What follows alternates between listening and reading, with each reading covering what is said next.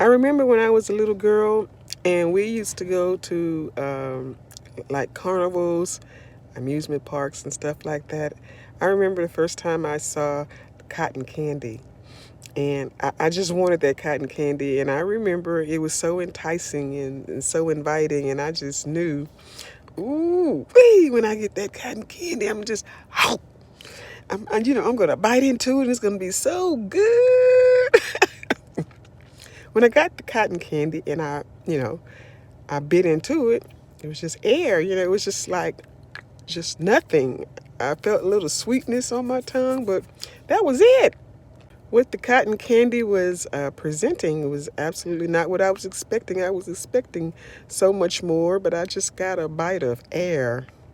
That is the reason why Jesus cursed the fig tree in the gospel.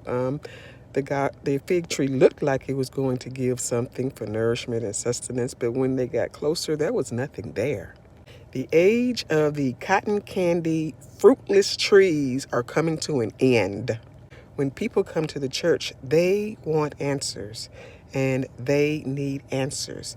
Not a facade, not a play, or they need answers. They need the power of God, which flows from someone walking with God, in the presence of God, a true, real man or woman of God. And so the days of that fake, phony Christianity is coming to an end. I was on social media watching a woman who was a Christian who was an ex-witch.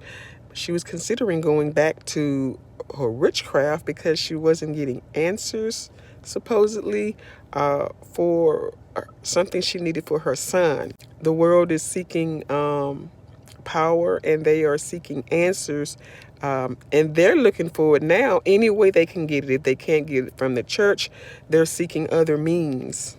But God is about to flush out the church from all of the antics and all of the buffoonery, and he is bringing back holiness.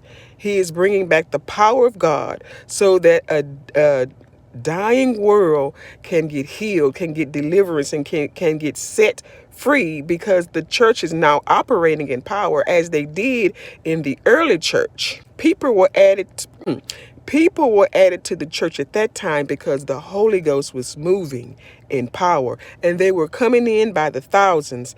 The way it began in the early church is the way it will end in these last days, with power.